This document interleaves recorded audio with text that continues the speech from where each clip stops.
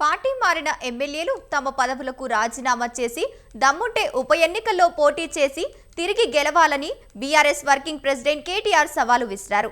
Supreme court తాజా తీర్పుతో party మారిన ఎమ్మెల్యేలకు ఓటమి భయం పట్టుకుందన్నారు. షేర్లింగంపల్లి నియోజకవర్గ ముఖ్య కార్యకర్తల విస్తృత స్థాయి సమావేశంలో కేటీఆర్ పాల్గొన్నారు. పార్టీ మారిన ఎమ్మెల్యేలు ప్రజల కోసం కాకుండా తమ సొంత లాభం కోసమే కాంగ్రెస్లోకి వెళ్లారని కేటీఆర్ ఆరోపించారు.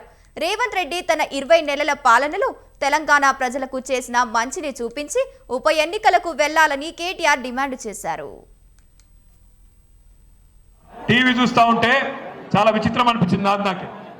ఒక ఎమ్మెల్యే గారు మన పార్టీలోకి వెళ్ళి కాంగ్రెస్ పార్టీలో జంపు కొడితే ఆ విలేకరు అడుగుతాడు, పాప తమ్ముడు పోయి, ఎమ్మెల్యే గారు ఏ పార్టీలు ఉన్నారు మీరని అడుగుతుంటే ఆ ఎమ్మెల్యే గారు చెప్తాడు, ఎక్కడ ఉండాలో అక్కడే ఉన్నాను.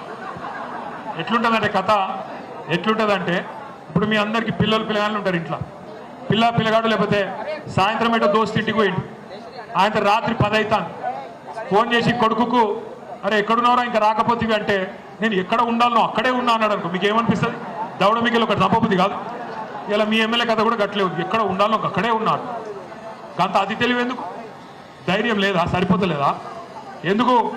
బై ఎలక్షన్ వస్తుంది, సుప్రీంకోర్టు ఇప్పటికే 4 దొబ్బులు దొబ్బింది, ఎక్కడ బై ఎలక్షన్ వస్తుందని భయమా?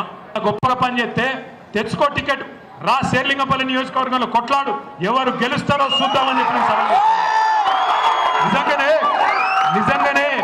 నిజంగానే కాంగ్రెస్ ప్రభుత్వం బీఆర్ఎస్ ప్రభుత్వం కంటే గొప్పగా పనిచేస్తే, నిజంగానే నీ 6 గ్యారెంటీలు అమలైపోతే, నిజంగానే మొత్తం సుభిక్షమైపోతే హైదరాబాద్ మహానగరం, పేదలందరూ సంతోషంగా ఉంటే దా తెలుసుకుందాం దా.